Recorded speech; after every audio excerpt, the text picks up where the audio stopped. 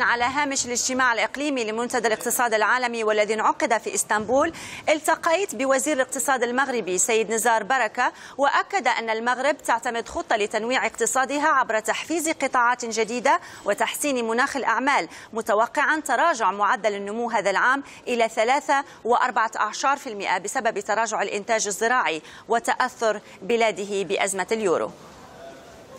صحيح أن مقارنة مع السنة الماضية فسنعرف نوع من تراجع في مستوى النمو، بحكم أننا ننتظر أن مستوى النمو سيصل إلى 3.4%، ولكن هذا مرتبط أساسا بكون أن عرف المغرب جفافا الذي أدى إلى تراجع المحصول الزراعي من 84 مليون قنطار إلى 48 مليون قنطار، ورغم ذلك فسنبقى في مستوى مرتفع للنمو 3.4%، وبالنسبة للقطاع الغير فلاحي فسينمو ب 4.4% رغم الأزمة التي تعرفها أوروبا، وأنتم تعلمون بأن المغرب له ارتباط عضوي مع الاتحاد الأوروبي بالنسبة لمبادراته الخارجية.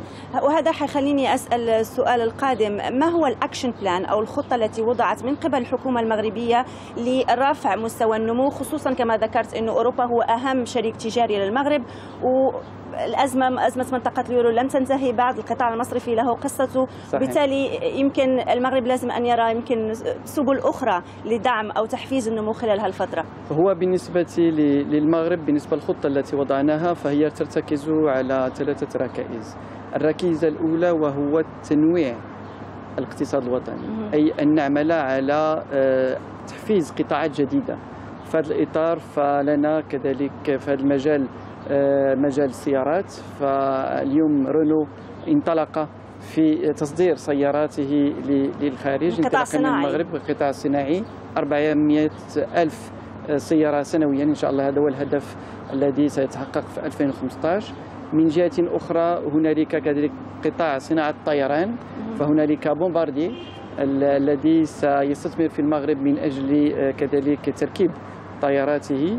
من جهة أخرى هنالك كذلك قطاعات واعدة كالقطاع الأوفشورينج الذي يعرف تطور ملحوظ، وكذلك صناعات الغذائية الذي كما تعلمون المغرب له قطاع فلاحي مهم، وفي إطار استراتيجية المغرب الأخضر نهدف إلى أن يكون هنالك اندماج لسلاسل الإنتاج وتحويل هذا الإنتاج إلى صناعات. ما ذكرته يمكن بيعتمد على قطاع الاستثمار الأجنبي بشكل أساسي، خصوصا لما حكينا عن مصنع رونو وأيضا مصنع بومباردي الشركة الفرنسية. كم ترون هذا القطاع سوف يساهم بالجي دي بي أو الاقتصاد المغربي؟ لا، هنالك في هذا الإطار ينبغي التذكير بأن الاستراتيجية فهي لا تقتصر فقط على البحث عن استثمارات أجنبية، بل تحث كذلك الاستثمار الوطني.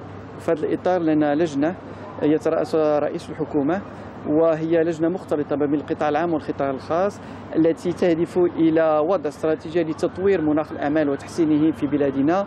المغرب حسب دوينج بيزنس فهو تم ترتيبه في الرتبة الأولى في مجال الإصلاحي بالنسبة لمناخ الأعمال. من جهة أخرى فلنا كذلك investment grade، أي من طرف Standard & Poor's and Rate Rating، هذا يبين بأن هنالك ثقة في بلادنا. ومن جهة أخرى كذلك فنعمل كذلك على بحث عن أسواق جديدة بالنسبة للأسواق الإفريقية الجنوب الساحل، وكذلك بالنسبة للأسواق العربية والأسواق المغاربية، وكل ذلك سيساهم إن شاء الله في تطوير الاقتصاد الوطني وتمكيننا من مواجهة هذه الأزمة التي لها نتائج وارتباطات بما يعترف منطقة الأورو.